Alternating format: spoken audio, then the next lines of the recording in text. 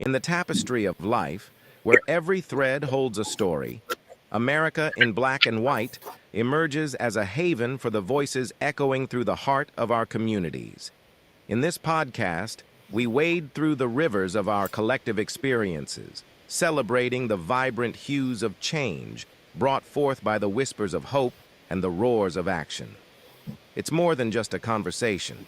It's a journey into the heart of our society, illuminated by the light of those daring to dream and do. Join us, and let your voice be the melody that guides us toward a dawn where every color finds its place in the masterpiece of our shared destiny. Together, let's paint a future brimming with the positives that dwell in our minds and the actions that shape our world. Good afternoon, ladies and gentlemen, and welcome to a special episode of America in Black and White, where we are coloring conversations on the canvas of America. Today we have a very special guest. We've got Mr. Shawn Barksdale. Just give me 1 second here, ladies and gentlemen. I think Shawn is having some issues.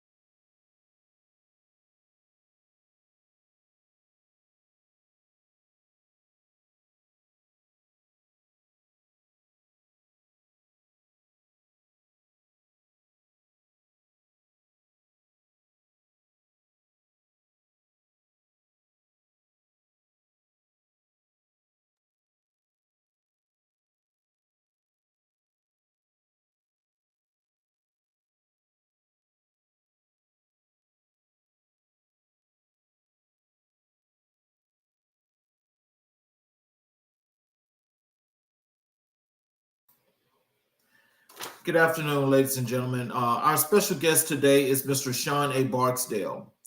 Shawn A. Barksdale is a resilient individual and former returning citizen emerged from the confines of early life incarceration with a commitment to rewriting his narrative.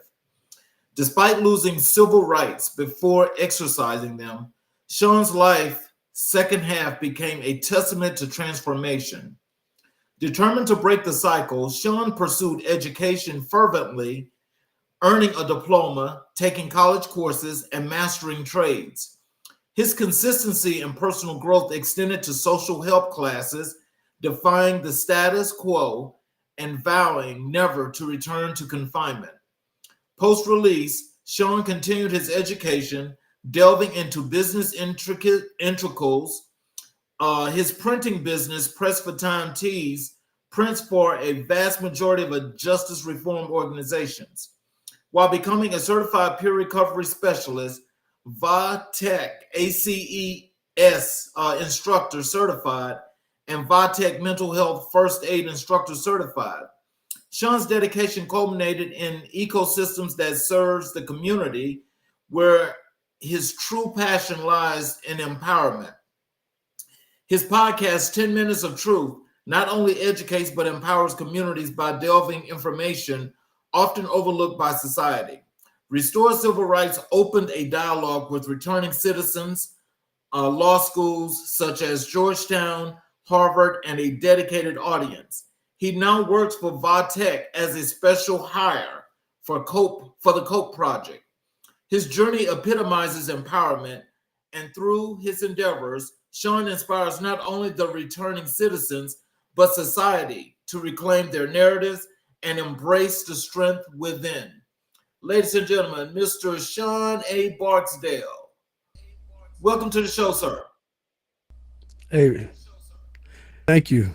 I was wondering who you were talking about when you were reading that.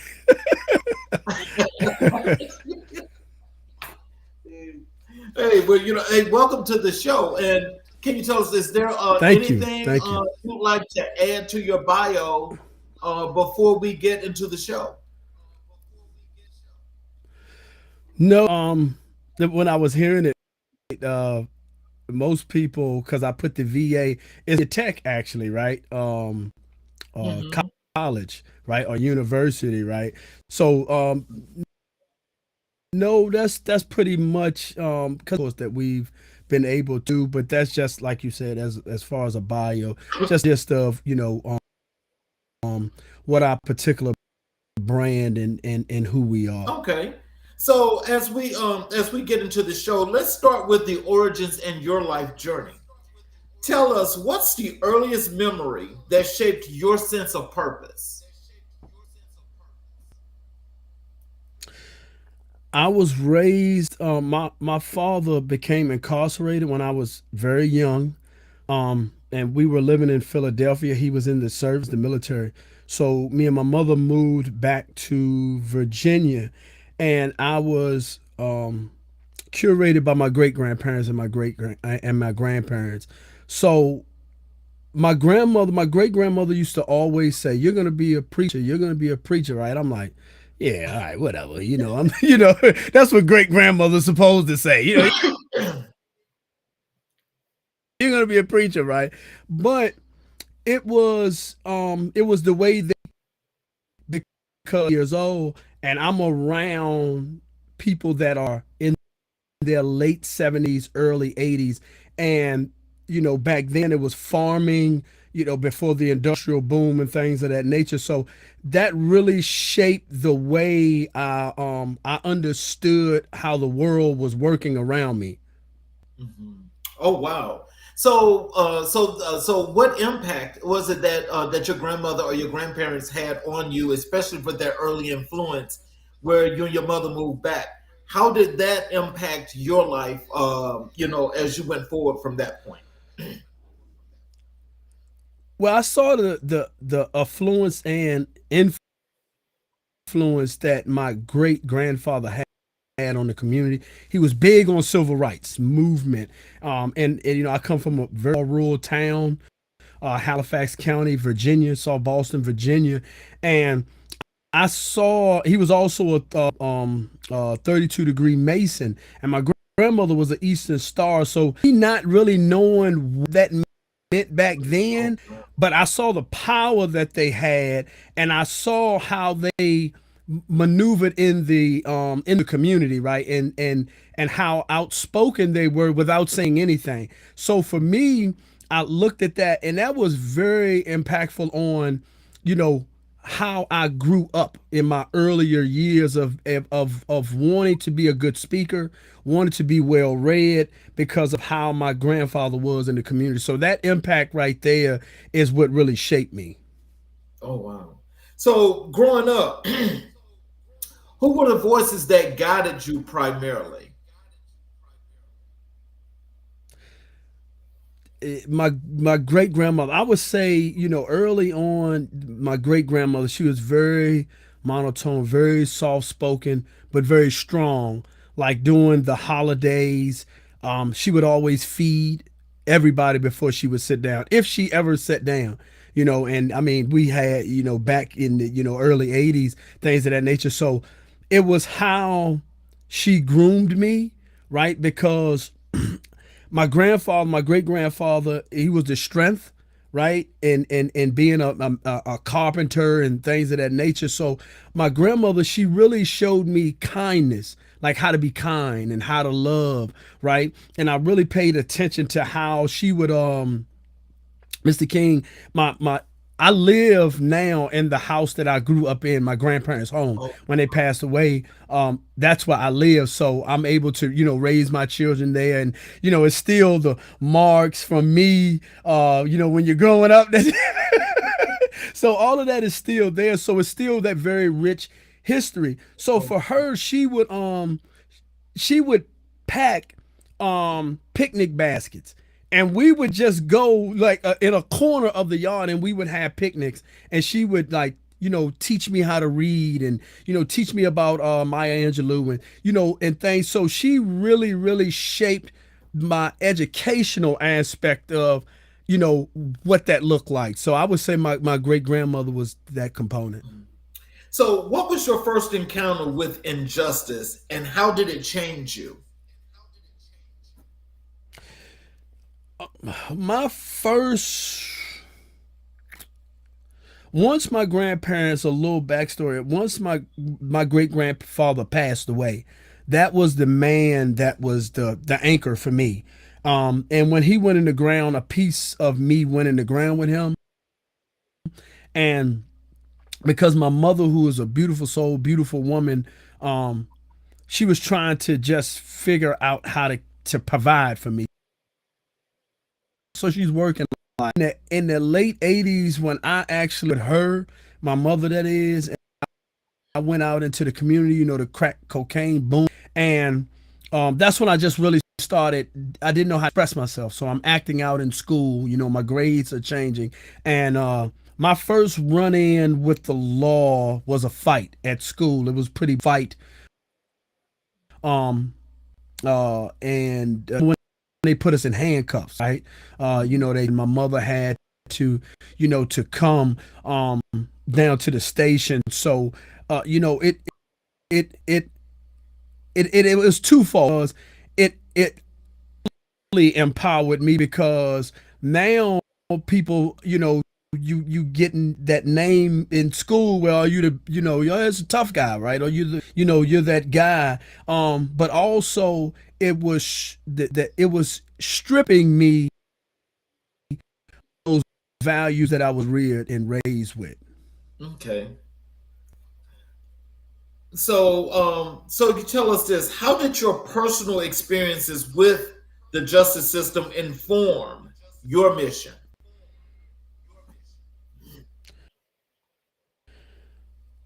So I risked a few times. I ended up, going to juvenile and things of that nature. Till I was sentenced to 75 years in prison with 16 to do. Um, and like I say, for most young men and women, um, a lot of them today they don't have a foundation to come back to. I had a foundation from you here that I could come back to. So when I entered the prison, I still was in the blame worthy state. I blamed, my father not being there. I blamed my grandfather for, dying and I was too young, and, all of these things, the judge, everyone, right? Except taking accountability. Once I um, lined up my heart and my mind and I started to educate myself, and I saw the cycle. I saw not just the injustice, I seen prison as $1 billion industry, and from free labor. And once I understood that in this day and time, because we understand, the 13th Amendment, with it in the Constitution of you can only return back to being a slave upon incarceration or a felony, right? Once I understood that, and I understood the commodity of me being a slave, right? In a lot of regards, in a modern day slave and incarceration, that's when I really woke up. I woke up and I said, okay, Shawn, it's time to really get educated about this. And then it's and I didn't know that I would do what I'm doing now. I didn't set out to do that. I'm not gonna act like I had this big plan, because God's plan was way different from mine. Mhm. But I just knew that I had to educate myself. And then once I saw that people listen to me, people look towards me for that information, for that type of guidance, I knew that this was my calling and my mission, brother. I gotta tell you this, Shawn. I mean, because that right there is like that's an eye-opening experience, but that's also one that says that had some idea of some things that was happening, but you knew what you wanted your life to be, and you did not want to be that slave. So Right. when you just think about that in general, what were some of the things that was going on that that was enlightening you as you're getting to this point? I can tell you first thing. I have education upon entering the carceral system, right? So I got my GED. So when I got my G, I started to take college courses, but I've always with those great grandparents, I wanted to give back, right? Because my grandparents always gave back. They always gave back to the community. So it's just in me. It's built in my DNA to find a way to give back. My give back was I want to help these men get an education. So I became a tutor in the DOCE, which is the Department of Corrections Education. Mhm. I'm sitting there one day, and when you come through the door, Mr. King, you have a guard, a CO, right, a correctional officer that's on a. Mhm. And one day she has and I'm in a private prison at the time, right? Now, mind you, this is the Bush era.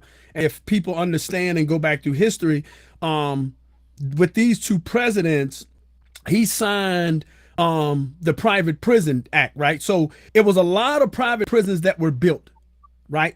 That's why one of the first things that Obama did was he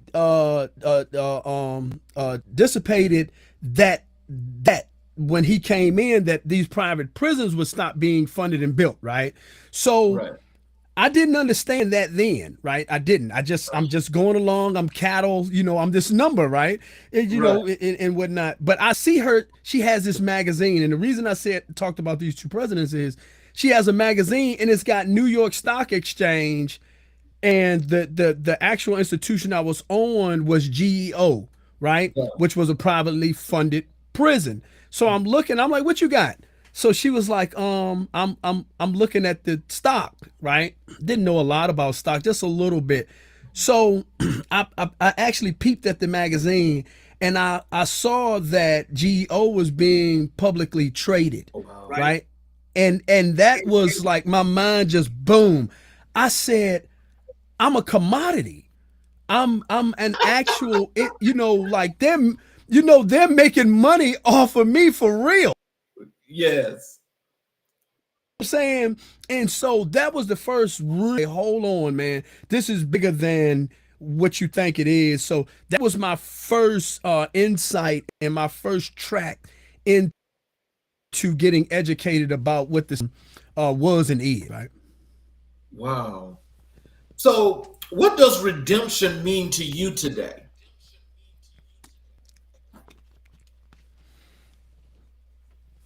Change. That's the first word I would say, is that when I go back into institutions, when I'm able to brace platforms like yours, I want people to know that you can change. Like you really can change. Like even though I came from good stock and good people, I lost my way. Right? I changed then. I changed from, having a good behavior to having a bad one. And then I changed back into having a good behavior. Right? And even if people feel hopeless and they feel like, it's nothing that they can do, redemption means change to me. That not only can you change yourself, you can help change your community, because my grandparents, before they died, I used to tell them in the visiting room, I said, I don't just want to come home and stay out of trouble. I want to show the community that I can run the community, right? I can help with the community. I can reshape the community. That pieces and parts that I help damage, that I actually can come back because, as we always say, the remedy is inside the poison, right? Yes. The problem, that remedy is right next to the problem, Yes. right? So if I was the problem, then I have to know what the remedy is and help with the solutions for them. Oh wow. What was the turning point that made you say, I have to build something bigger than myself?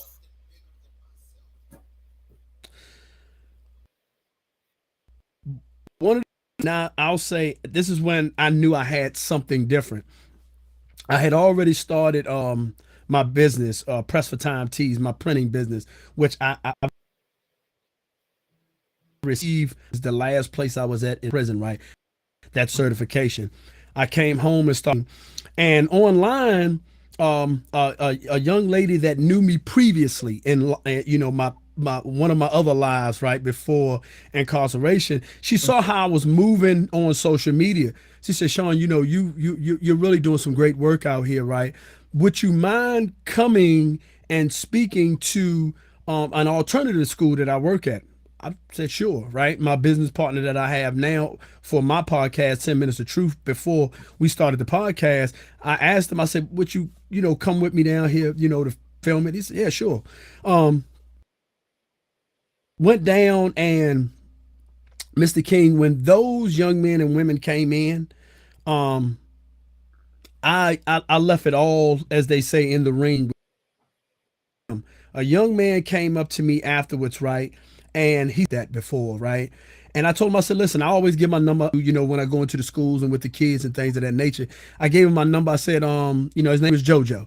I said, hey, look, Joe, call me when you want. It took him a year. Took him over a year to contact me. When he called, he was so scared, he hung the phone up, right? He texted me. He said, I don't want to do this anymore. I was like, who is this? He's like, he's reminding me of, I'm like, oh, yeah, but I called him. Come to find out, he was initiated into a gang when he was 10 years old, right? He was the actual the shooter, which the youth know. He's the one who worked so much for the the elders in the community, right, in that community.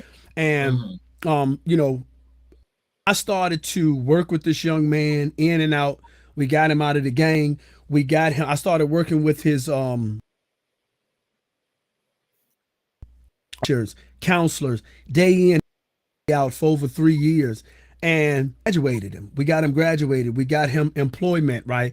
That's when I knew. ACLU actually did a documentary on what I'm telling you, right? That you can find ACLU.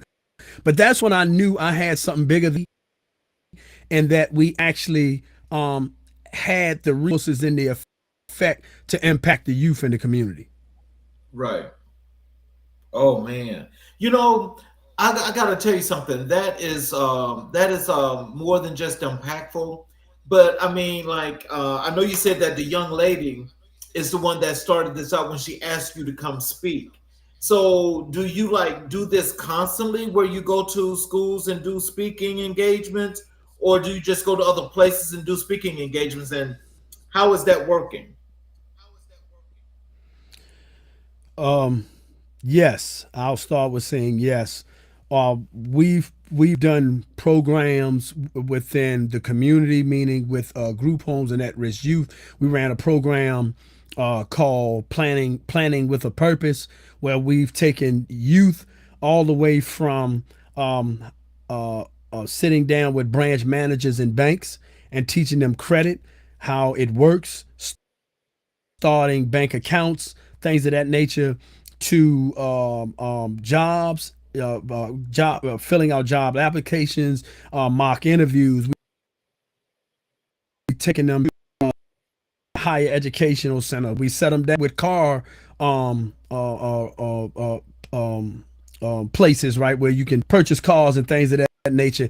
And we took them step by step. We took them to housing. We ran programs like that. We ran a program in our community called Pens Not Pistols, where we went into the school to deter school violence, and we put on a poetry contest and had a great effect within our school system with that, and actually turned all of these poetry into a book called Pens Not Pistols.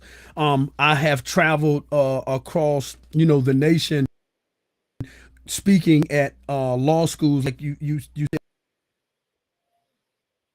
said, Georgetown Law School to Harvard Law School, of law writers and makers how to practice the law with empathy and seeing what the law looks like that their contemporaries and their forefathers wrote. Even now I work for Virginia Tech, and I go back into the institutions and teach adverse childhood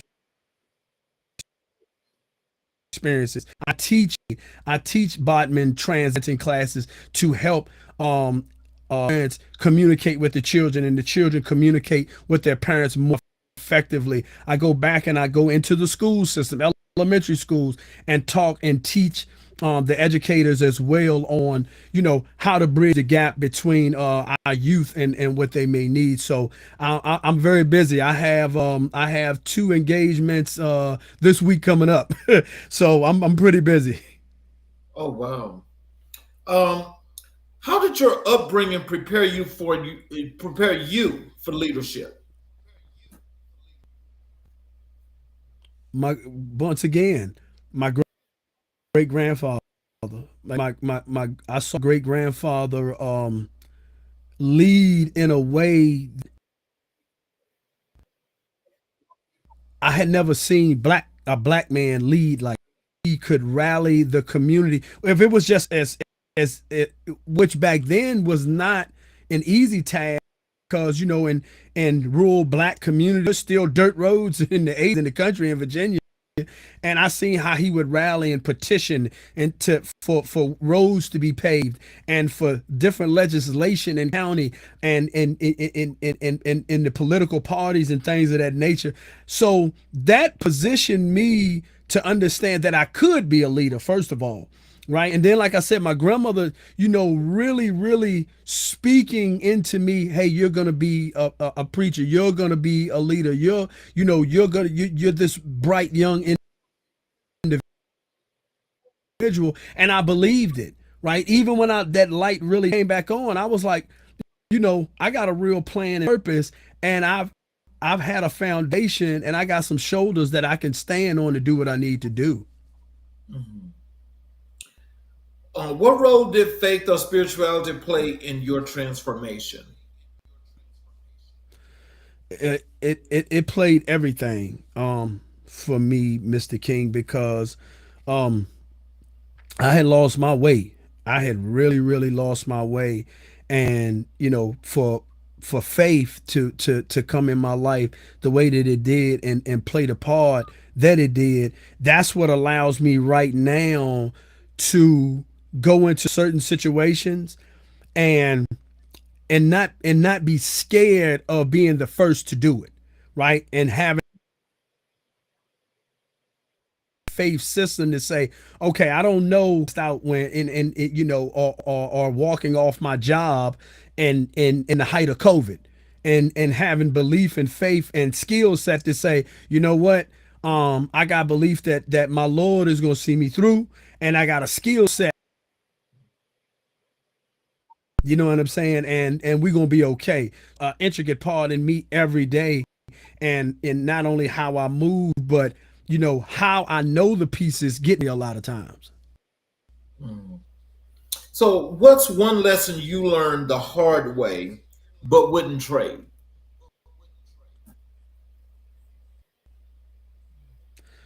One lesson that I've learned the hard way, but I wouldn't trade: crime does not pay. I learned that the hard way. I learned that the very hard way, but I wouldn't trade it.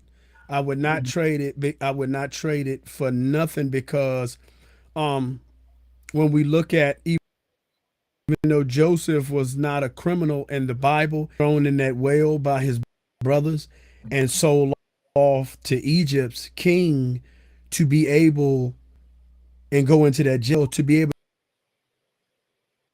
to become this without that lived experience. I could have become something, but I couldn't have become this right. So I wouldn't trade that lived experience because I'm able to attach to a community that many forget about that are waiting to thrive, and that's the returning citizen community. So I wouldn't trade that aspect. So let me just ask you this, because I can imagine, when you say that, and I know that that means that you learned from that experience. But can you tell us, like, in that experience while you were there?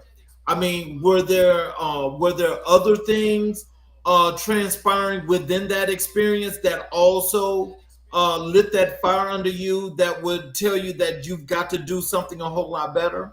What were those other experiences? I'll give you one that comes to mind. Um, I knew I could lead. I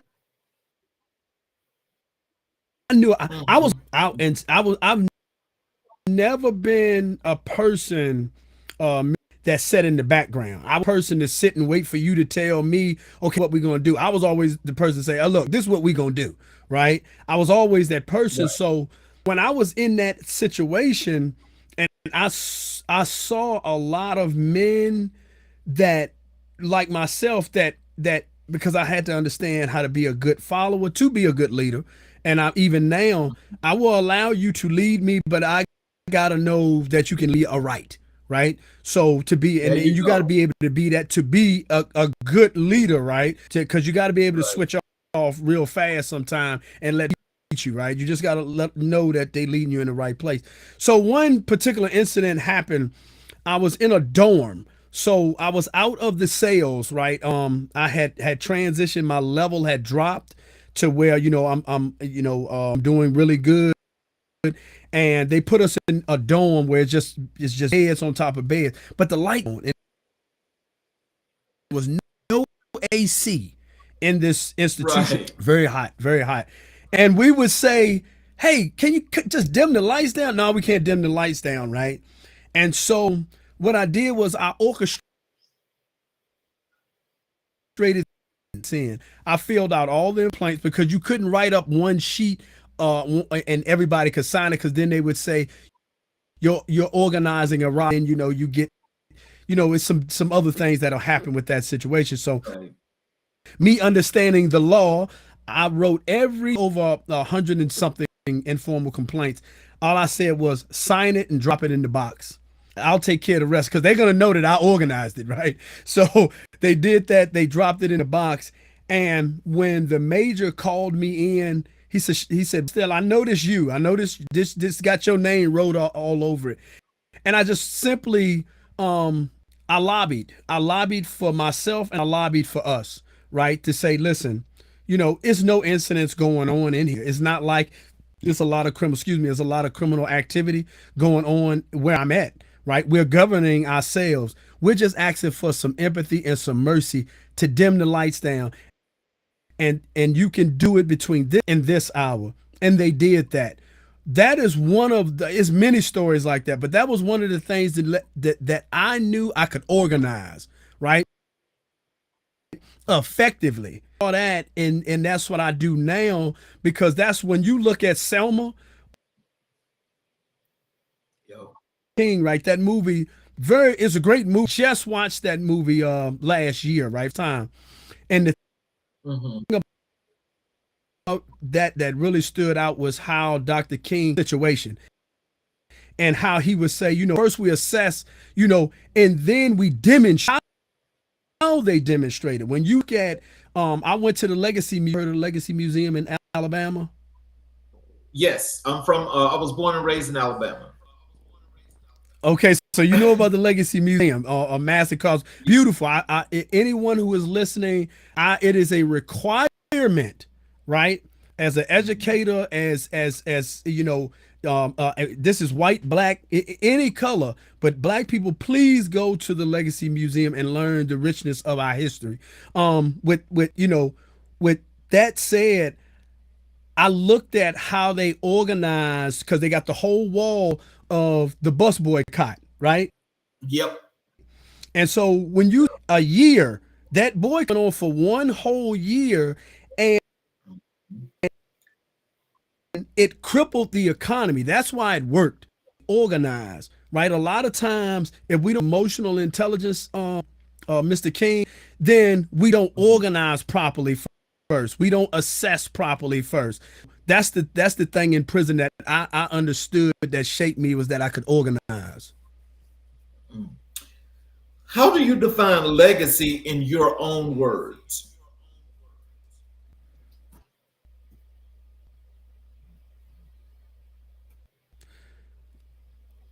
I would define legacy as a foundational block that someone builds that someone else can build on. That's what legacy means to me. Being able to lay something down, because right, it's a component of mine, because there are people that laid, my grandparents laid that foundation for me, and their parents laid it for them. So it's like Tetris, it's just building blocks. And when you understand that, if you don't understand it, then well, you don't lay a block, right? But if you Exactly. understand what legacy means, you'll lay a block on top of a block, and you're coming behind you, hey, this is how you can lay a block. So that's what So, what would you want your legacy to be for your kids after you're gone?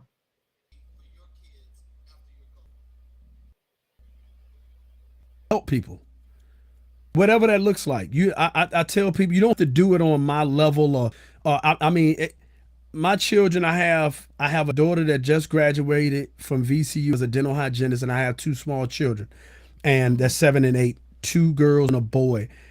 Mm. And I just try to teach them good to people, right? Even when people are not good to you, just be good to people. So that's the thing that I want to be behind to them, because as the world changes and it grows more, it will go. Be a good person, because if you're a good person, God gonna love you, right? It's if we're bad, right, you can get some extras if you're a good person. you you can get some extras if you're a good person. A good person. That's the legacy. So, let's transition over to your work as an entrepreneur, your entrepreneurship and your vision. And tell us what inspired you to become an entrepreneur. I didn't want to become an entrepreneur. I didn't even think about becoming an entrepreneur, right? That's why I said, God's plan. When I came home, there are three things that I wanted, Mr. King. I wanted to have a wife. I wanted a son, because I didn't have a son. And I wanted a job that I could retire from. I gained all three of those things. And I told you I fell in love with graphic communications. I learned how to run offset printing presses. So I know how to run industrial printing, the big newspapers and magazines and things of that nature, right?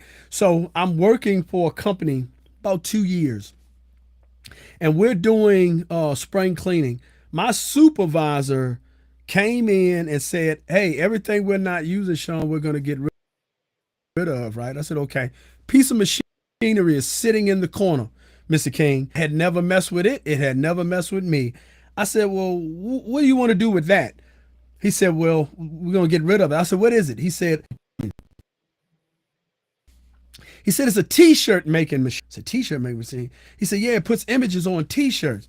I said, well, what do you want for it? He said, take it. I said, take it home. Before he could leave, I got this big machine going to the car, right? I put it in the trunk, and I get home that night. I'm in the bed with my wife, and I don't even know that it's called a heat press at the time.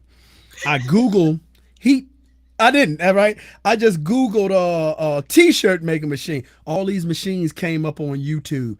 I see the machine that he gave me, and I'm looking and I'm hearing the guy talk about making. I turned to my wife. I said, they gave me a gold mine. I didn't back. I started looking at that business. I started studying the structure of an LLC, C Corp. I didn't know anything about business. I didn't know nothing about an EI. I didn't know nothing, right? 501. I started studying. And what I learned was that first, that's a true story of one man trash is another man treasure. And two, if you help yourself, people will help you. I just started traveling around trade shows, asking people, hey, I want to do something. And people just started pouring information into me. And that was my first entry. I started for time tees because the industry, I looked at it locally. I wanted to be faster than anybody. I wanted to be able to get a garment you wanted, was it a birthday shirt or whatever, faster to you than anybody. So I got that technology. I learned that skill. And it just metastasized after that. You know, I've printed for NASCAR, I printed for NASA, I printed for the Floyd Mayweather fight when he fought Paul. And now I print for most justice reform groups. That's a lot of my niche or niche now is printing for justice reform. Oh, wow. So what was your first business venture and what did it teach you?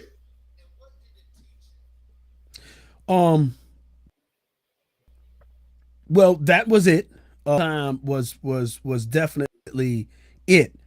But I would say when I came back and I started 10 Minutes of Truth, right? The podcast. That's when I understood business. That's why, because I was smart enough to go get a partner. Hard the first time around. I did a whole lot of bumps and bruises and, you know, a lot of mistakes. So I said, well, I need to go get a partner that has been in business, understand business, knows how to develop a business. So that was Press for Time is my baby. But 10 Minutes of Truth is that real, I would say, venture into what business looks like, because it developed me to in front of say you, Mr. King, and understanding how to market and brand and stuff. So 10 Minutes of Truth, right? Okay. So how do you balance purpose with profit? That's a good question. I actually put a TikTok out about that today. And the question. A friend of mine, Mr. Ryan Garrett, he taught me about my why, right? Shawn, why are you doing what you do, right? And he also taught me, why you're doing what you do, right? In case you start in what you're doing, right? Because as you grow, sometimes it changes, right? Your why changes. So for me, the purpose was because I wanted freedom, right? I wanted freedom from the hustle and bustle. That's what Press for Time. I wanted to be heard, and I wanted others to be heard with 10 Minutes of Truth, the podcast, right? And I'm gonna be honest with you. That's why my business partner is so intricate in my life, because coming out of prison is designed to beat you down, and I didn't understand my worth, right? I knew that I had something with me, but there's nothing. It was him that started to teach me, Shawn, no, you're a really brilliant person. This is what you're worth. This is what we need to start doing.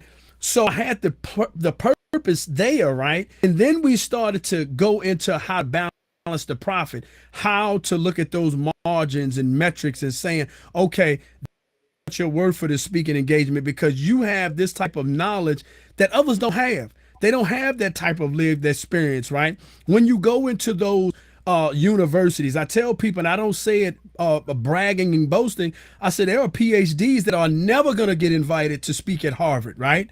Not because they're not worthy of it, it's because they don't have the lived experience of it, right? Of what they need to be able to teach the next generation. So when you understand that the purpose is the why all the time, then you can balance the education and the training around the profit, man, to make them balance out. Wow. So when you decided what your why was, and you was helped to understand what your why was initially, what did you determine your why to be?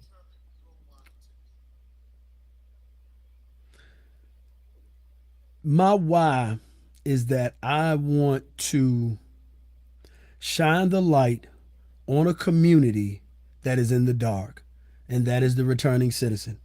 Because when we talk about slavery again, what people don't understand, Dr. King, is that incarceration, it is just like if you look through history, the the indigent servant, which was the Caucasian, and the slave, they were on the same level at one time, and they actually got along, right? Right. And what happened was the slave master said, "Wait a minute, we got a problem. They burning barns down, they rebelling and bucking."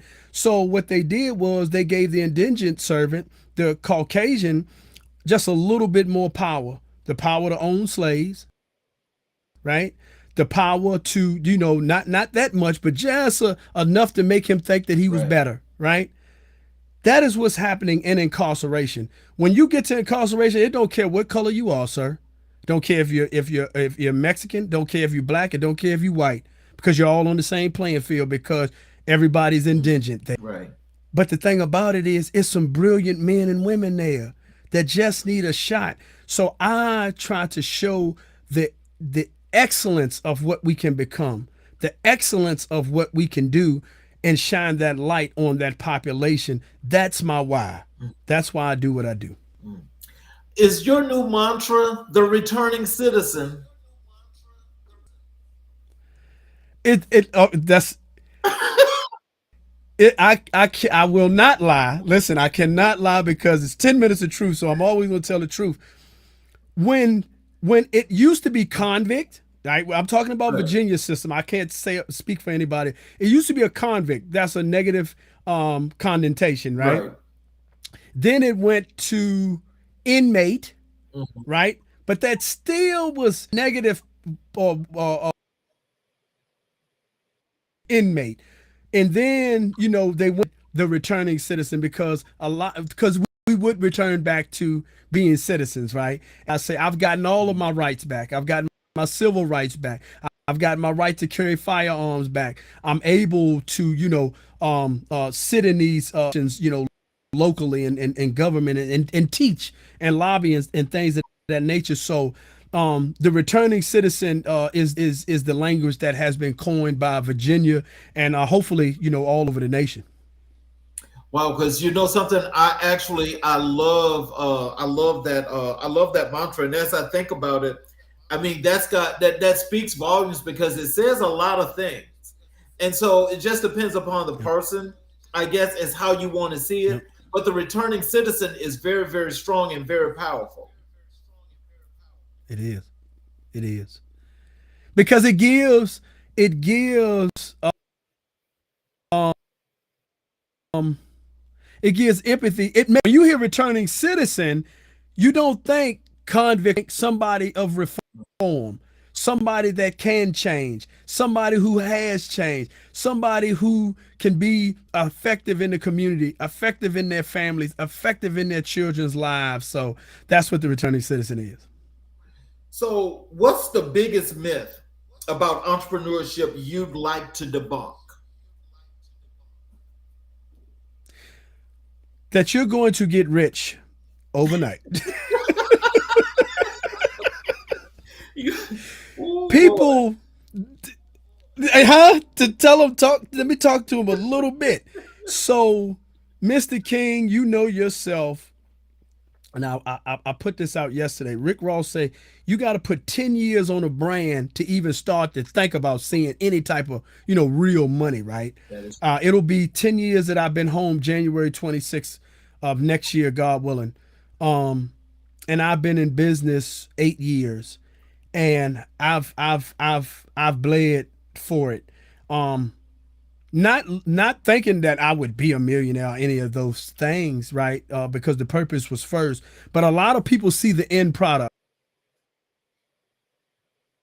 See, you know, your podcast, my podcast, t-shirts. Take them on a step by step. We don't tell them about how you emailed me months ago, and we went back and forth through the emails, and hey, I need a bio. Hey, Shawn, I need that headshot. Yep. Mr. King, are we on Eastern time? It's a lot of banter back and forth on structuring this. They're going to see the end product and they're going to say, oh, that's easy. I can get a microphone and I can I can write down a couple of questions and ask someone, right? No, it's a lot that goes to that. Even trying to find sponsorship, what that looks like, trying to find the correct partners, right? Doing your research on those partners to make sure that they don't dwindle or hurt your brand, that you're not attaching yourself, to the wrong brand, right? And being Yes. able to see, so it's a lot that goes into entrepreneurs, microwavable society that it's not a ready-made cake, man. So it's a lot of work that you got to put in, a lot. So, how do you stay grounded while building platforms?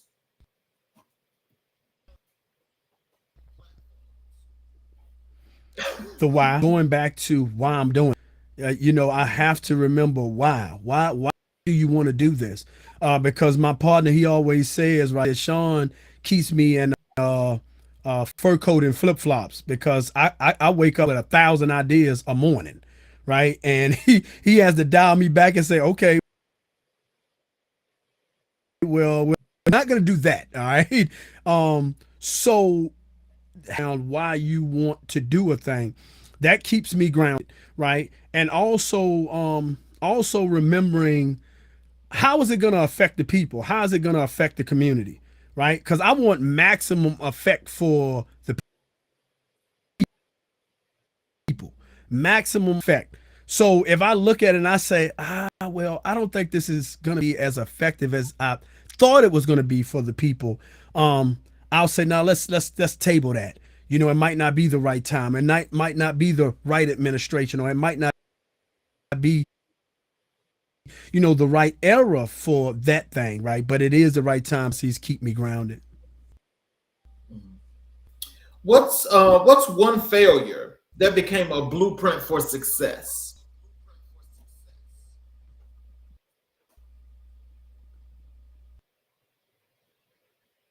I got this. I have so many. One that I will, one that I'll expound on is learning how to listen to the women folk better. Listen to our women. My now ex-wife, she did 14 years in incarceration too. And I was one of the more passive individuals in prison, meaning not to say I was soft or could be taken advantage of, but I knew how more. I had a communication skill or brash and coarse, right? So, but what I learned was I still was around concrete steel and men all day long. So when I would speak to her, right, I would automatically think I knew what was best, and I was harsh, not knowing that I was harsh in my speech, right, of how I would communicate.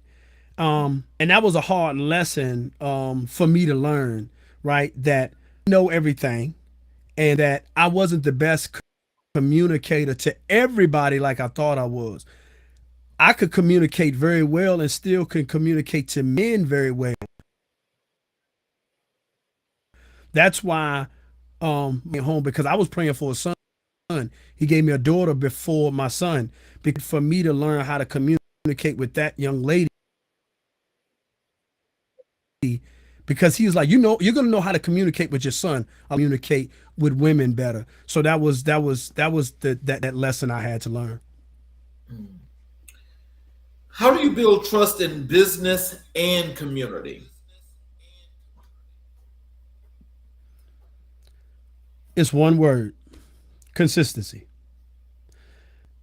Our young men are not as lost as young men and women. They are not as lost as we think, because I tell them often, and I tell community and educators, they are doing no more than my generation did. We just didn't have cameras that we could point at everything, right? I know what we did in those dark times and days, right? And we could be reformed. The thing is, we didn't have anybody consistently showing up. When I consistently showed up for JoJo, he graduated. When everybody had written him off, when we interviewed the sheriff, he said, "Man, we had a sale waiting on him, or a grave plot waiting on this Oh, wow. man." But I kept showing up. That's it. I keep showing up. When they think that I'm not gonna keep showing, and you don't have to. And I tell people, whether it's entrepreneurship, community, don't wait till it's perfect, because it's never gonna be perfect. If you're waiting until it's okay to, when I get my income tax, I'm gonna buy that piece of equipment. That's a little different, right? Than starting. Start where you're at. Put that phone up. Don't wait until you get the camera, right? If you got that phone, you got a camera right there. Start. And consistent, because consistency builds trust. People will not buy anything from you. They will not trust you if they see you hitting the grind and for 3 months they don't see you. And unless you can have a storyline of saying, "Hey, I was in the hospital, I was sick, man, my gallbladder burst and I had to relearn to walk," right? If that's not the case and you just fell off, for whatever reason, and it's not substantial to the community, you're going to lose the trust of the community. So consistency is the. Can you hear me? Yes. Okay. What does innovation look like in your world?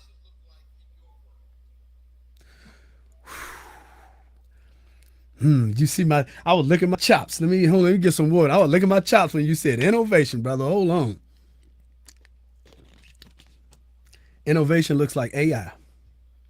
I was one of the first people in my circle talking about artificial intelligence. I was one of the first people that was on Chat GPT when it came out. My daughter was in her first year of college now. My second year of college, and I'm like, "Hey, Chat GPT, you, my business partner, hey, Chat GPT, you need to get in front of this." Van Jones, I know that you gotta love Van Jones. I definitely know who he is. Yes. That's on CNN, these platforms. Yes. We have to be in the conversation of artificial intelligence, AI. It's not coming, it's here. And if we don't understand what that type of innovation is, and advocate for it in our communities, I'm talking about unprivileged and impoverished communities, learning what AI is and acclimating it into all of our children in the educational system and bringing them up, upon that, we're going to be really lost as a people, as a nation, as a country, right, and as a whole. So that's where I'm at. I'm really AI forward, learning those models and getting in front of it and not being scared of it, Mr. King, and thinking that it's the devil, right? Because as we know, when the light bulb electricity first came out, they thought that was the devil too, right? Because it changed from candles so fast and overnight. But yeah, artificial intelligence is the way we need to acclimate our people to that, so that we can get the ethics going with it now, versus it tell us what we need to be doing 5 and 10 years from now. So AI is the way. So, how do you mentor others who want to follow your path?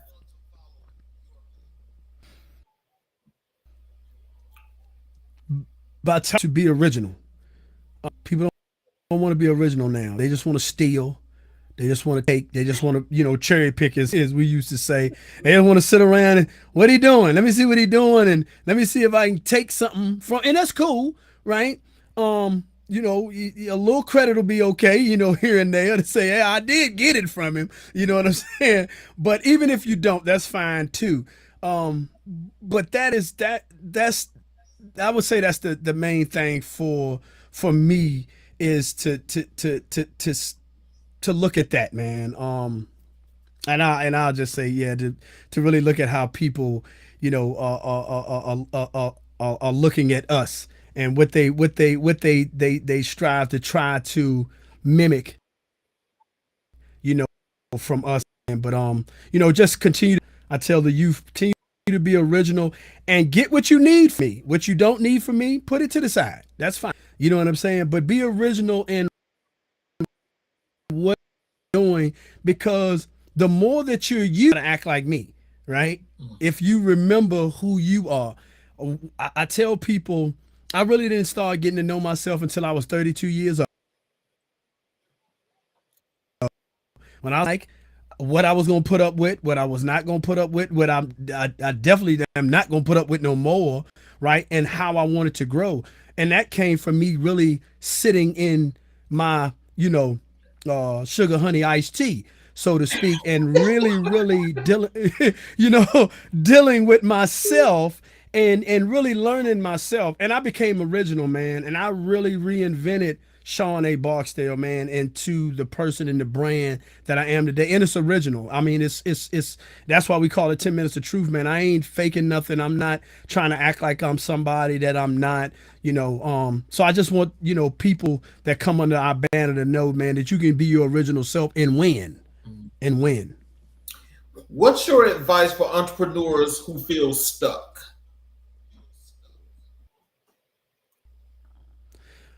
Entrepreneurs that feel stuck. You may dislike a thing that is for you, and you may dislike a thing that is bad for you. So I tell an individual that is stuck, learn what an anchor is and learn how to anchor yourself, because that I do daily. Because God's blessing, one of God's blessings is Mr. King, since we've been on this beautiful show that you have and great questions I'm at, you don't know how many breaths you've taken. Neither do I, because our central nervous system automatically. That's a blessing of God, right? And with that being said, I look at that, and that's what I want to just really give to the people, man. That yeah, you can just be that original. You can be that and do that. So let's transition over to your community engagement and the impact. What does boots on the ground mean to you? Not where them fans at, okay? I'm the original boots on the ground, all right? When they hear that, they go, where the fans at? Right? That boots is thinking that, they're going to line dance, right? Our boots on the ground is really being active in the community, being, really hands-on and getting the resources and information out to the communities, right? We just did a podcast, here in the studio before you got on with my speaking partner and great brother of mine, Larry Howerton, that works for Virginia Legal Aid, getting individuals inside of incarceration and underprivileged communities Medicaid, right? And that's it.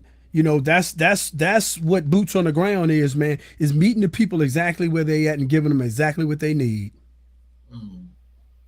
How do you choose which causes to support? If it aligns with us, it has to align with the mission and the purpose, first of all, that we see. If it aligns with us and if it's clean, I have all the F's that you can have. I'm the felon black, all these different things that go against me, right? So I have to, once I understood that and I realized that I have to show up twice as early, I got to stay twice as late, and I have to work twice or three times as hard. I don't have a problem with that anymore, because I know that's what I have to do.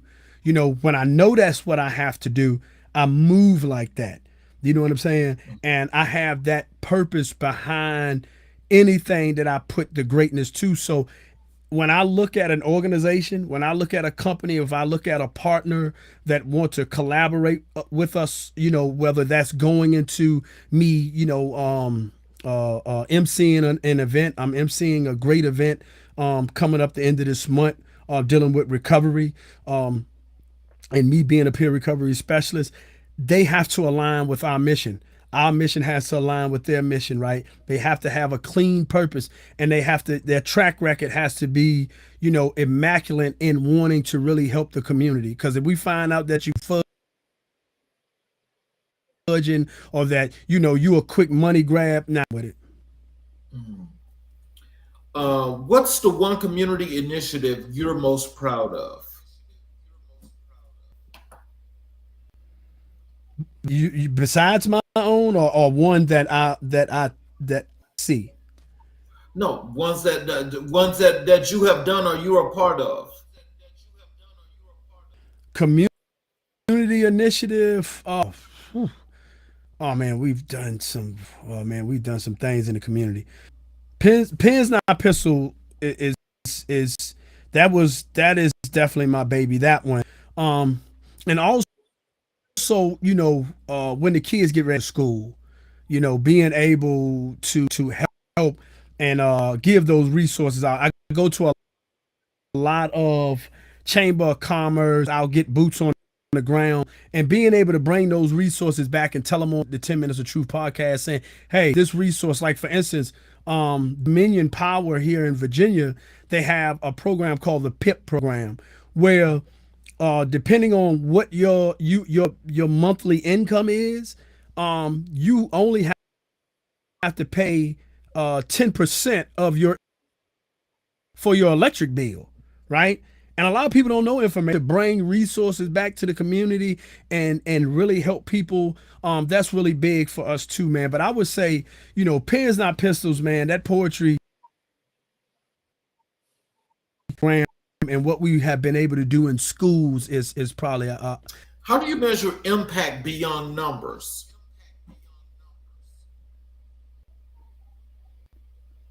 when I'm in a when I'm in a grocery store and a grandmother comes up to me that I don't know and calls my whole entire name, Shawn Barksdale. Thank you. Right? And I'm like, yes, ma'am. And they're hugging and embracing, and they're saying that you did, helped us stand my grandson. Right? That's way past the numbers, because you may see on Facebook. Well, we know how Facebook is. Facebook, 10,000 views and 2 likes. We know what those look like. And touching the people, touching you, saying, hey, you really impacted us, with what you said. And one other thing, I have a cousin that is serving life in South Carolina prisons, and he called me 2 weeks ago, and he was elated. I saw you on TV, cuz. I saw you on TV. I'm like, what are you talking about? And they did a TEDx. Delia Cohen, who is a really good friend of mine, she does TEDx events inside of prisons, and I was invited her to one of the prisons. They show it over through the institutions throughout America, and he saw me on the man, and that impact and that boosted the morale in him, man, to want to just do better for himself. So that is past the numbers for me. So, what's the hardest part of community work that people don't see? That is for you. The late nights, yeah, the late nights, really organizing it, man. It takes a lot to put on something that's going to be a small amount of time. You can put an hour event on, and it'll take you a year to event if you do it right and stage it right and put it together. So people don't understand what it looks like when you do a community giveaway, right? When you're trying to find partners, right? The right partners that will partner with you when you're trying to put these. That's a big thing, to trying to find the people, trying to connect to the right agencies for the right cause and for the right movement, man. So, the process, it gets really hard sometimes. How do you navigate resistance or skepticism? Embrace it. And I'll give you a quick story on how to embrace it. My business partner is OCD. He's to the dial. right? And I love that about him, right? Because I'm not, you know what I'm saying? He tell you I jump out the window with no parachute. Now we're gonna figure out on the way down, right? He's gonna have 18 parachutes when we jump out, right? In case 17 of them don't open, right? So, but that's why we're such a great pair. And I frame it like that because I went on the news talking about pens, not pistols, right? NBC, our local NBC News, a couple of years ago, and first of all, he started sending all of these clips to me because when about after the interview on the actual news channel, you can put comments under it, right? Because we were doing a Right. fundraiser to help us fund to be able to put it on in other schools, right? So people are coming on and they're saying, "Oh, this is a money grab. Ah, oh, this guy's fake. Oh, this is brilliant. Oh, great work." All types of comments, right? He taught me clean. We got to try to be as clean as possible. So he's hysterical. He's saying, "Man, did you know that they can put comments and it's nothing that we can do because it's on the news station?" And I told him, I said, "What's the most important thing that I have on me?" He said, "Your mind?" I said, "You're absolutely right." I said, "Your job is to protect my mind." I said, "Because I'm very strong minded. What if I cared about what they said? I don't. Whether you're doing good or whether you're doing bad, people are always going to talk. But in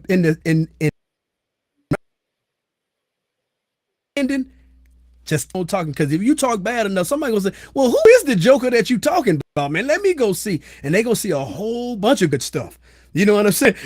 That may just turn into a client, follower, or somebody who wants to change and help somebody themselves. So we just embrace that skepticism, embrace that that when people want to maybe downtrodden.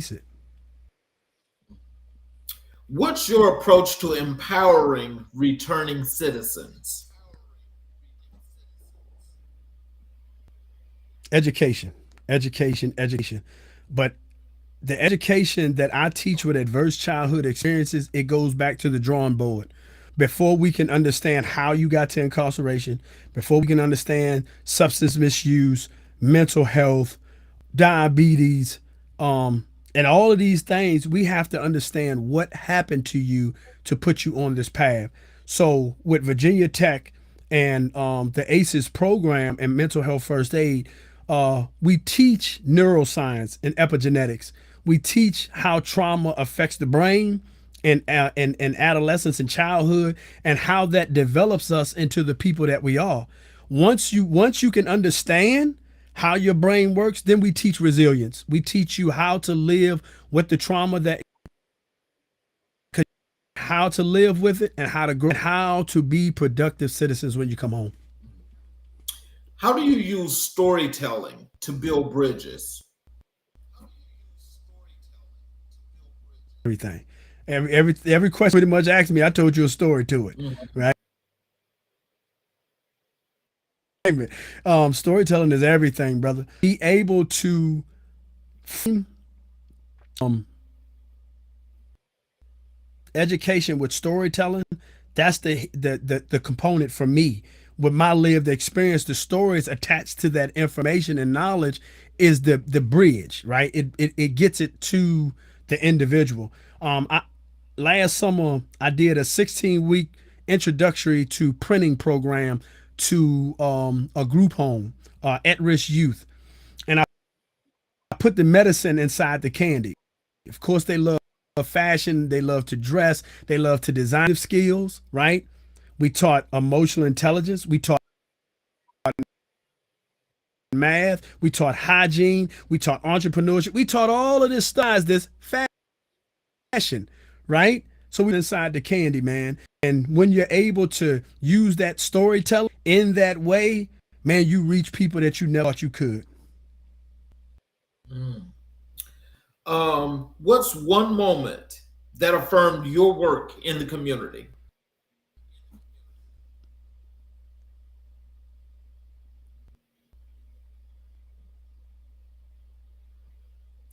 One moment that defined, Affirmed. affirmed. uh, affirmed me in the community. You said affirmed me in the community. Your work. A young man had a young man a couple of years ago had been murdered in one of our apartment complexes, and I got the phone call, and I sprung into action. I went out into this community. Um, I didn't have a bullhorn. My voice is carries pretty loud. I just started calling everyone out of the apartment complexes, Mr. King, children, the elders, parents, the dope boys, the drug boys. I called everybody, and we stayed there all day long. We fed that whole community. Me and my partners, man. We fed them. We got them water. We got the children fed. We comforted the community as boots on the ground. That boots on the ground initiative, man, and we spoke positive into that community, and that solidified us a different way that we were who we say we were, and we showed up, and we continue to solidified us a little different. That. So, how do you protect your peace while serving others? I don't pick my phone up. I gotta start doing that. I gotta start doing that. I mean, I don't. When I learned what my peace was, like that false peace, they think that they have peace, but they really don't. Because I was there before. Once I really gained peace, I don't allow my kids to take that away from me. I don't allow community to take going back into the prison systems, right? So I have how talking about that breathing. I know how to breathe, right? I mean, really know how to breathe and center myself and anchor myself, and remember why once again, man. So yeah, I easily, can say, oh, I'm not right now. I don't care if the president than me, or calling me. That's just not something I choose to do. And I know how to fill my bucket. I know how to people when you're in the work end, they continuously dipping from it. They dip till it's gone. So you just, actually know how to fill my bucket, man, with prayer and presence. So let's transition over to your podcast, 10 Minutes of Truth. Tell us what inspired you, what inspired the creation of 10 Minutes of Truth? It was during COVID. We started in 2022. So everybody was sitting still, but I'm still doing shirts. Not so much shirts, a few shirts to the medical field. There were a lot of nurses going around, stuff like that. But anyway, I was printing masks, but I was still talking to people, right? Still talking to a learning citizen, families, things of that nature. And I realized everybody's story. Everybody had a story. Everybody had a story that they wanted to get out, right? And that they needed to get out. So that I said, well, they need a platform to do it on. And they need to be able to tell their truth, the truth that they. So that's why we started, 10 Minutes of Truth, to be able to give the community a voice. What makes your podcast different from others in the space? Well, for one, I don't. There's no toehold on 10 Minutes of Truth, right? You can go to 10 Minutes of Truth and you may hear about legislation for the opioid epidemic and Narcan training, and in the very next episode, you can hear about how a NASCAR team is helping combat mental health, right? And you shuffle up two from there and hear my mother talking about when she used to come visit me and incarceration, right? So it's the niche or the niche is information, right? We just want it to be a portal to get the correct information, right, for what you're trying to look for. So that makes it very unique that you can come to a space and it's not judgmental, right? I have political views on my podcast. I'm not talking about political views. Whatever your political views are, I want you to be able to voice that, right? Whatever it is that however you see life, I want you to be able to voice that. And I think a lot of times these platforms, they shy people away because and if that's what they do, that's fine. But they may shy people away because they don't allow people to be themselves, right? And they're too judgmental, right? We all judge, but it's too judgmental. So 10 Minutes of Truth just tells the truth. And that may be your truth, the truth that you see. You know what's interesting about that? Because I mean, I love it when I hear you say 10 minutes of truth. And actually, I just saw recently one of your episodes. We had a link on LinkedIn. And what I like about it is that there's a lot of similarities to what we do. Because, I mean, I want to be authentic. I don't want anything to be like it's scripted. Because everything we're talking about, this is totally, we're doing this, off the cuff. Just real, off the cuff. And so what you're right about is there are some people, that, try to have a controlling environment. And I think in having a controlling environment, I mean, you're right. It doesn't allow people to be themselves, but also, it kind of like takes away from what people can actually learn from the show. And so correct. I think when people get to see people being who they are, that's his whole thing. That's his whole glory. Because, I'll just give you an example. And, this for some people, it may sound a little bit strange and off the cuff, but, when people see my show, they see strict professionals. They see people telling their stories and living their lives, right? Now, the one thing that people don't know, as you say, when we do things behind the scenes, is that they've never seen a white person on my show. Okay? And so that's not my doing, because it's not saying I haven't tried. Okay. The reason why I say that is because, and when I get back to you with this next question, is because, I think when people see my show, they see everything in this positive light, and they're seeing this great, enormous amount of people that are people of color that do things that people don't know about. So even though we're about community building, yes, and uplifting our communities and making them be what they want to be, everybody's got some shortcomings in their communities. So the show is for everybody. Just if you want to take it and you apply to your community, that's fine. So my thing is, it's like, have you ever had that situation to where, maybe if there was an individual that you wanted to come onto your show, but or people that you wanted to come onto the show, but they didn't want to come? Have you ever had that situation happen to you? No, not that I think of. No, because for me, I coin myself the relationship guy, right? So I always look at the relationships, right?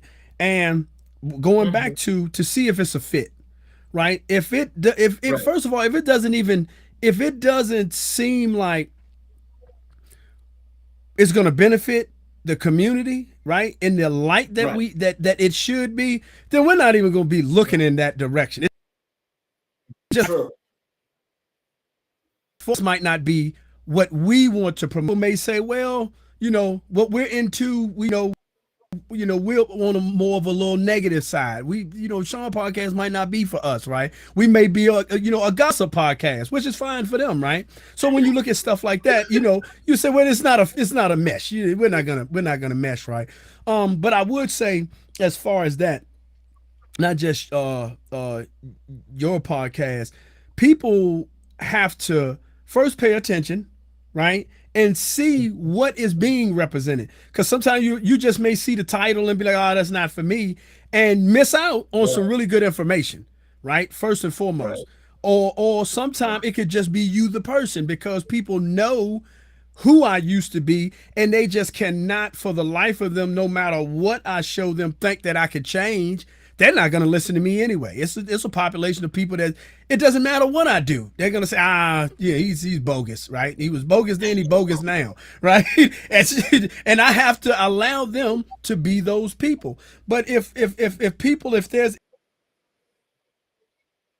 anybody, there's never been anybody that, we've tried to contact and it didn't line up at the time. It's not that they didn't want to. It just the timing was off, right? It might have been in school season, professors or somebody, whatever, right? And it just didn't line up, at the time. But not really per se, pretty much.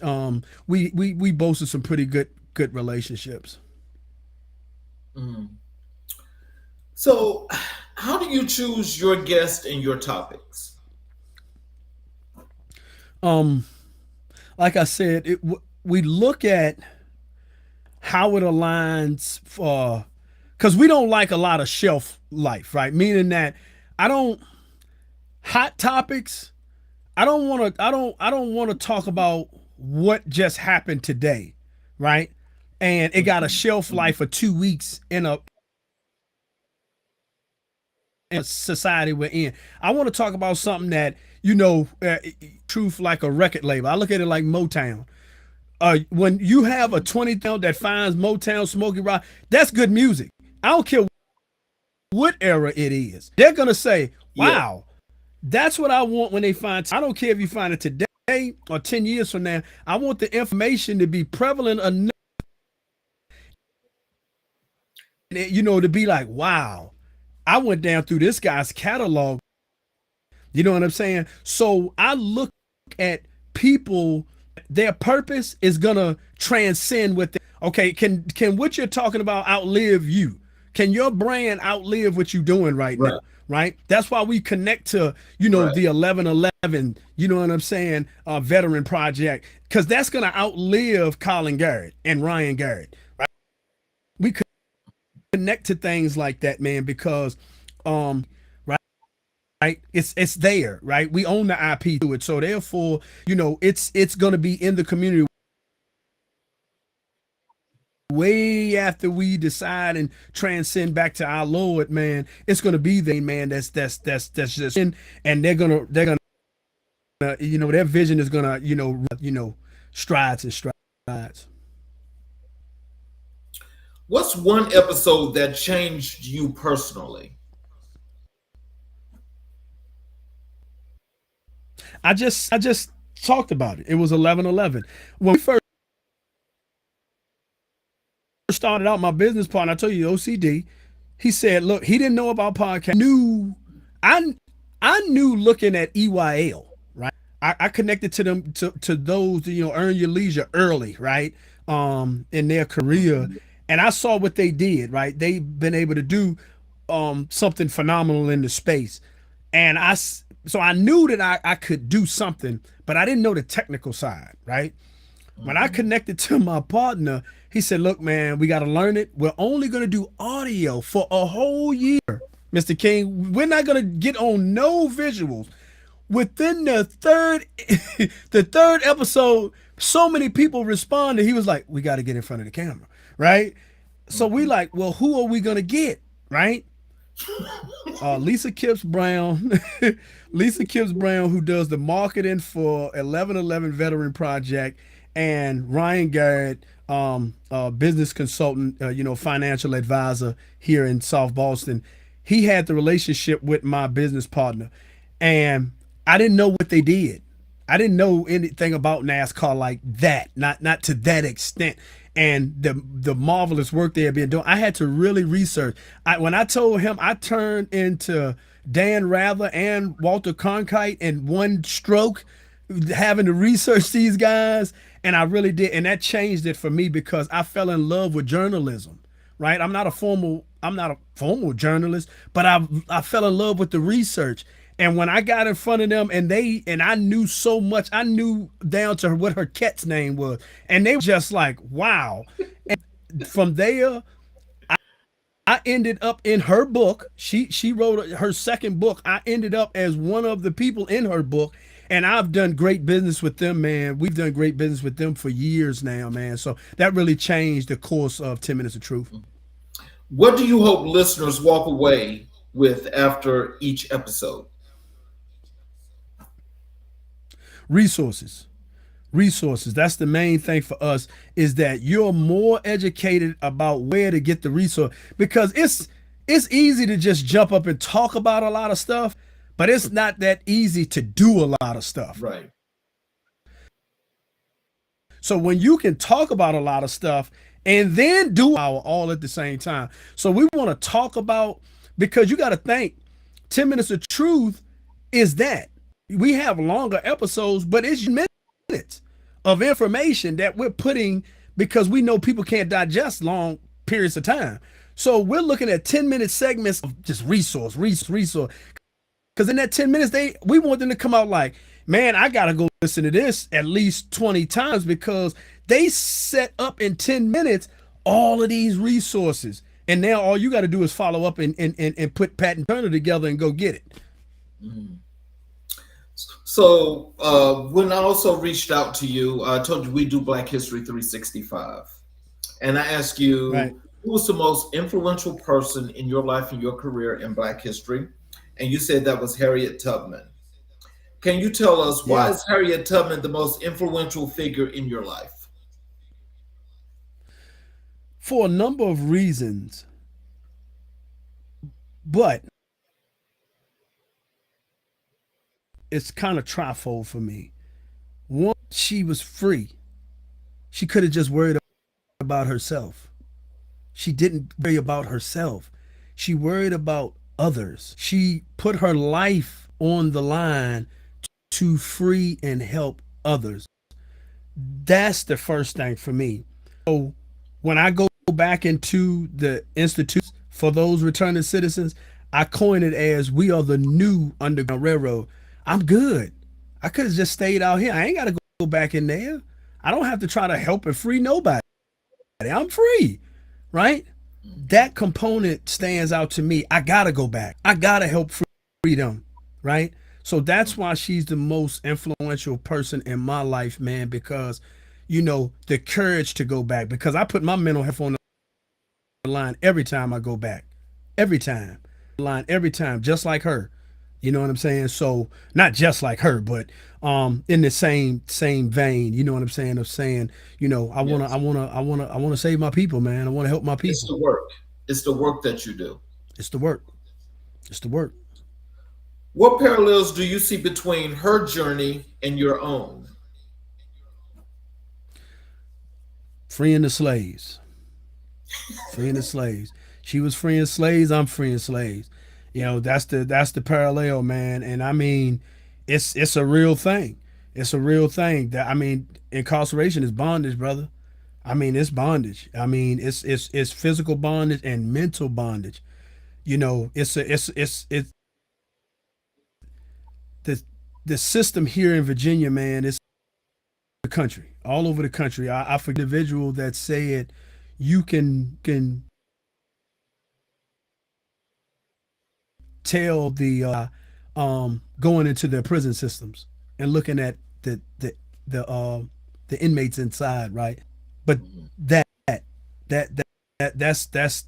I would definitely say that. How does her legacy show up in your work today?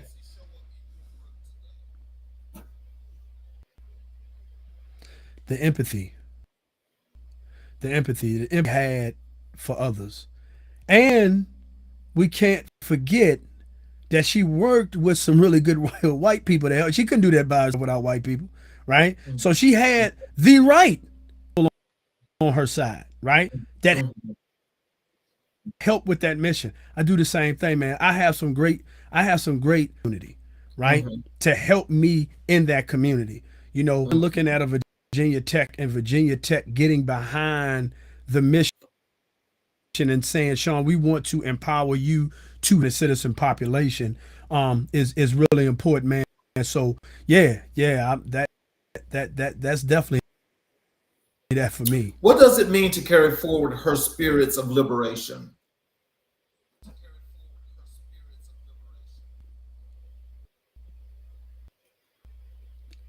It means a lot because I told you before, those the legacy is a block, right? I'm just block on foundations that were built. And if justice reform is the block that I'm adding in my little dash of life, these two dates, the one I was born and the one that I'll die with whenever that comes, um, that's all I want to do. I just want to add a block and hopefully inspire somebody else that when I'm gone, whether it's mine or, other sons and daughters, to put a block on what I've done, man. If Harriet Tubman were alive today, what would you want to ask her?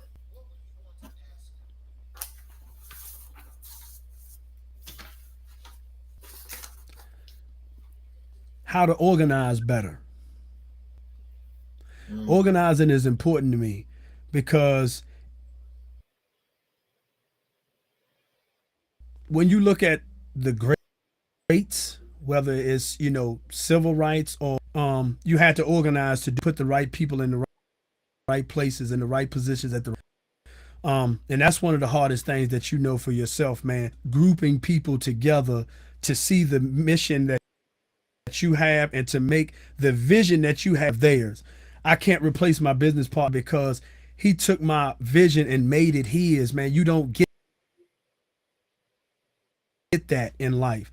Most people, when they come into McDonald's, they're not looking at, okay, how can I build the brand of McDonald's? Find that person. That's how they become a regional manager, because they know, going back to the purpose and the profit, and saying, okay, I want a profit, I need to support my family, but I also see a track to making a really good career for myself. So organizing is going to be really important. So as I move forward and as I grow, that's what I would ask that beautiful sister, how can I organize better? So in closing, what are some words of wisdom and encouragement that you have for our audience, and how they can connect with you either on social media, with your websites, how they get your books, if you're an author? What are some of the things you want them to know?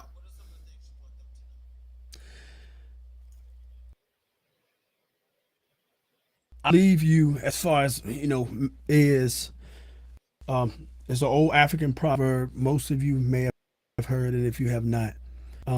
If you want to go fast, go alone. If you want to go far, go together. Learn who you can take with you to the top, and take them over the stratosphere with you. Build a good and great team around your vision and whatever it is you want to do for your family, community, whatever that looks like. So yeah, build good teams and build good systems that help people, not just you. We used to have a saying that it can't be all me and no you, and it can't be all you and no me. If those things line up, then you can do some great things and leave some great legacies.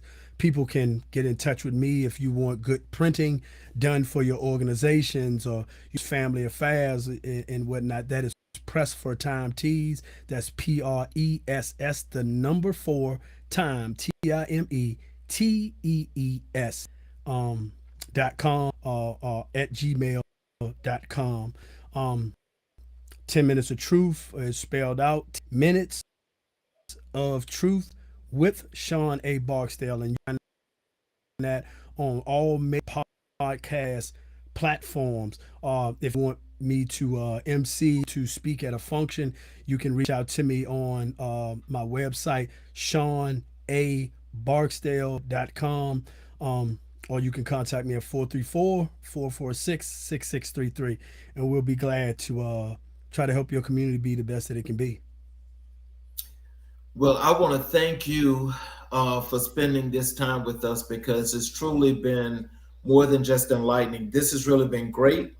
And I got to tell you, thank you. I am more than just impressed, but I am more supportive, up to this time than I ever have been, because when I see and I listen to not just the words that are on the paper, but when I listen to you and I hear the things that you are doing and how this all got started, it just it makes me elated to know that there's again another one of my brothers that can go out here and be a difference maker that people need to know.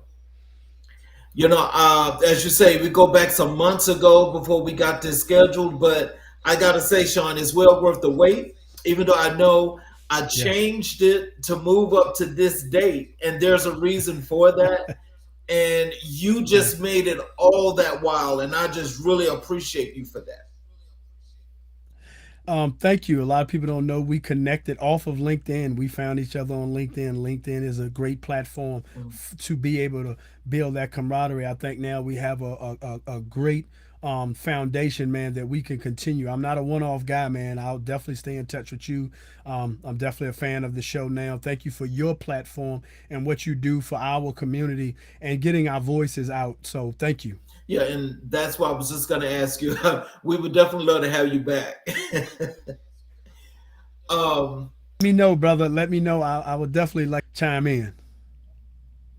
so, for those of you that are watching on the YouTube channel, if you have not yet subscribed, please subscribe and get all of the notifications because on our channels, not just American Black and White, but all channels, because we stream on 8 different channels.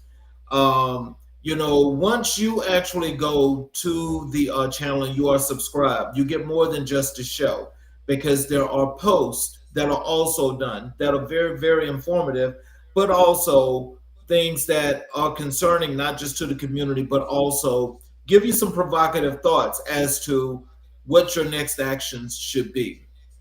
I want to thank you again, Shawn, for being here. I want to thank everybody that was watching. And if you guys would please tune in tomorrow as we have another great episode of America in Black and White, where we will continue to color conversations on the canvas of America. I'm your host, Charles King, and we are signing out. You guys continue to have a great